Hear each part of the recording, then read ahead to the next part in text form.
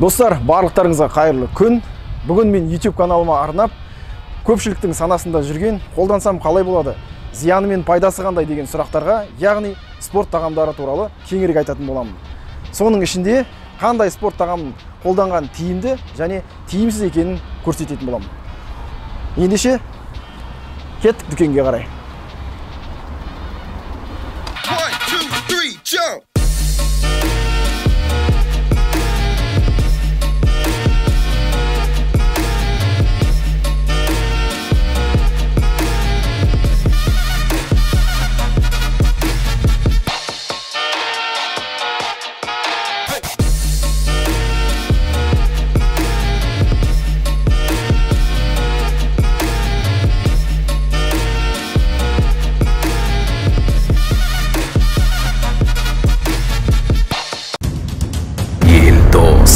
Фитнес.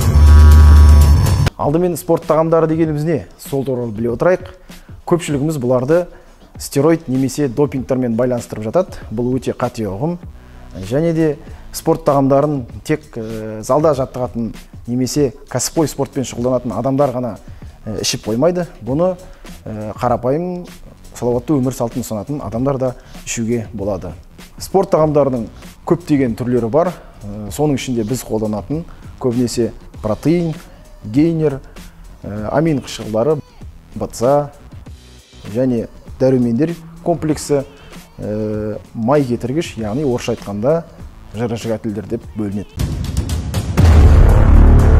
Спорт тағамдары адамның күнделікті қолданатын тамақтарын толығымен ауыстыра алмайды мүлдем. Олар тек жетпей қалған тағамның орнын толықтырып, спортшының диетасын ыңғайлы және тиімді етуші. Сонымен бүгінгі алғашқы тақырыбымыз протеин туралы. Бұл сөзді естіген кезде барлығының ойына не екенін білмеймін, химия елестеп, бүйрегімен бауыры отырып, артынан салбырап қалатын бұлшықеттер мен еркектік қауқары жоқ импотенттер елесе кетеді. Бұлардың барлығы білімсіз адамдардың ойынан туындаған алып қашпа бос әңгімелер. Осы уақытқа дейін қаншама өндірушілердің протеиндерін ішіп көрдім. Ішу барысында ешқандай кері әсерін сезген емеспін. Сондықтан протеинді ішу тек қана ағзаға пайдасы болмаса, ешқандай кері әсері жоқ деп сенім түрде айта аламын. Енді протеин дегеніміз не? Оны қалай және неден жасайды? Сол туралы қысқаша түсіндіре кетейік. Протеин сөзі ағылшынша сөз. Қазақша аударғанда ақуыз, орысша айтқанда белок. Протеин қарапайым тілмен айтқанда біздің денеміздегі бұлшықеттерді құрайтын кішкентай кірпіштер.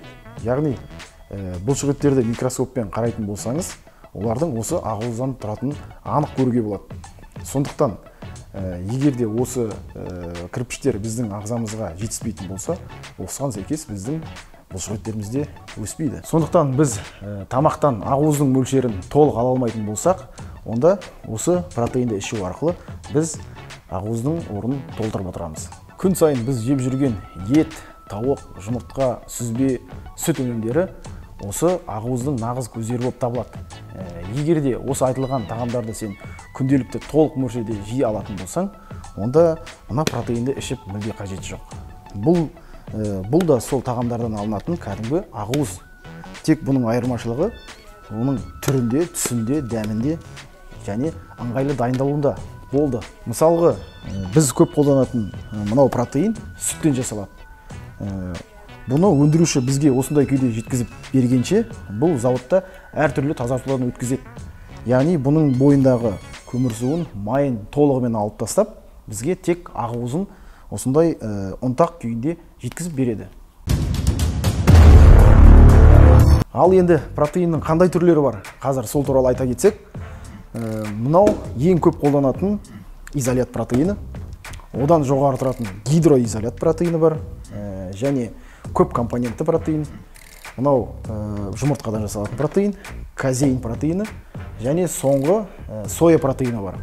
Ол соя протеині қазір дүкенімізде жоқ болған соң, оны кейін тағы бір айта кететін боламыз. Ең жиі қолданылатын сүттен жасалатын осы изолят протеині, бұның басқа протеиндерден айырмашылығы, оның құрамдағы май мен көмірсудың үлесінің аздығы және ішкеннен кейін ағзамызға тез сіңуінде.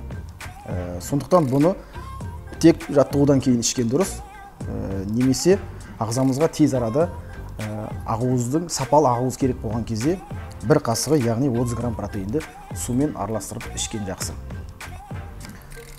Осы келесі протеиніміз туралы айтайық. Енді келесі протеиніміз ол мына изоляттан сәл жоғары тұратын гидроизолят. Өндірушілер айтады, бұның изоляттан айырмашылығы, бұны дайындаған кезде сүттің құрамындағы май мен көмірсулардың мүлдем жоқтығы. Яғни бұны ішкен кезде бұның құрамында тек қана ақуыз, басқа май, көмірсулар 0. Бұл да жаттығудан кейін ішкен дұрыс. Бір қасығында 30 грамм протеин, яғни ақуыз бар. Бұның сіңуі мына изолятқа қарағанда тезірек болып саналады. Сондықтан бағасы өте қымбат, көп адамдардың қалтасы көтере бермейді. Келесі протеиніміз бұл жұмыртқаның ағынан жасалатын, яғни ақуыздан жасалатын протеин.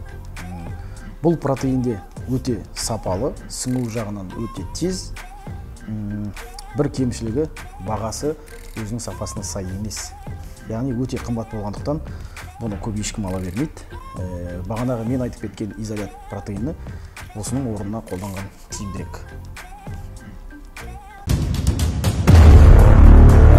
Ендігі кезек казеин протеинді. Бұл протеинді түнгі ақуыз деп атайды. Өйткені бұл ең сіңу бойынша жай сіңетін протеинге жатады. Бұны ішкен кезде біздің асқазанымызда гель пайда болып, сол жақтан асқазан ішек жолдары арқылы біздің ағзамызға амин қышқылдарымен қоректендіріп отырады. Казеиннің, яғни екі түрі бар. Біріншісі мицеллярный казеин, екіншісі казеинат кальций деп айтайды. Мынау менің қолымдағы мицеллярный казеин. Бұның бағанағы айтқан казеинат кальцийдан айырмашылығы, оны дайындау барысында әртүрлі қыздыруды қолданбай, жұмсақ микро-ультрафильтрлеу әдісімен өндіріліп, сүттегі ақуыздың табиғи құрылымы барынша сақталған түрі осы мицеллярный казеин болып саналады. Ал казеинат кальций болса, бұл сүттегі ақуыздың табиғи құрылымы өзгерген түрі болып есептеледі. Яғни біз жұмыртқаны қуырып жегенде жұмыртқа пісіп табиғи түрі өзгереді ғой.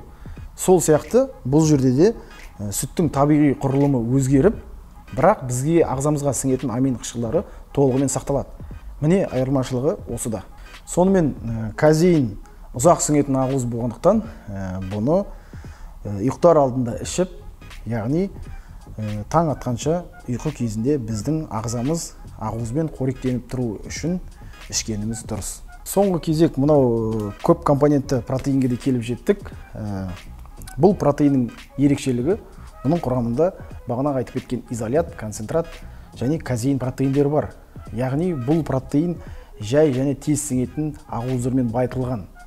Сондықтан бұл өз алдына керемет ақуыз комплексі деп айтсақ та болады.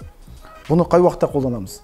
Бұны дұрысы жаттығуға дейін 1 сағат бұрын ішіп алсаңыз дұрыс болады. Өйткені жаттығу барысында сіздің ағзаңыз керекті амин қышқылдарымен қоректеніп, жаттығудың соңына дейін ағзаңызды ашығып қалудан сақтайсыз. Немесе бір жағдайлар болып, ұзақ уақыт тамақ шалмайтын жағдайды білсеңіз, сондай кезде де бұны бір порциясын ішу арқылы өзіңіздің ағзаңызды тағы да ашығып қалудан қорғай аласыз. Менің тізімде соңғы орын алатын бұл соя протеині. Бұл протеинді қолданушылар көбінесе вегетарианшылар. Егер де сізде осылардың қатарынан болсаңыз, онда бұл протеин сізге арналған. Тағы да бір ескерте кететін жағдай, бұл протеинді қолданған кезде аздаған адамдарда аллергия болуы мүмкін. Сондықтан алдын ала сатып алмас бұрын бірінші сізге жаға ма жақпай ма соны біліп алған абзал. Енді соңында ескерте кететін жағдай, мына барлық протеиндерді күніне 2 реттен артық ішпеген жөн. Мүмкіндік болса тек жаттығудан кейін ғана ішіп, қалған уақыттарда дұрысы тамақтанған жақсы. Бұл протеиндерді неғұрлым көп ішсем, соғұрлым денем тез өседі десеңіз қателесесіз. Бұлар да кәдімгі тамақтардан түсетін ақуыздардан айырмашылығы жоқ екенін сіздерге түсіндіріп бердім. Сондықтан тек тамақты дұрыс ішпеген кезде ғана ағзамызға ақуыз жетпей жатырса, осы протеиндерді қолданып, орнын толтырсақ қана жетіп жатыр. басқа кезде дұрысы тағы да қайталаймын, тамақтанған дұрыс. Міне достар, бүгінгі протеинге арналған тақырыбымыз толығымен аяқталды. Енді келесі жолы мен сіздерге генди туралы толық ақпарат беретін боламын. Бүгінше осы. Сіздермен болған мен Елдос Қозыбаев. Жақсылықта кездескенше.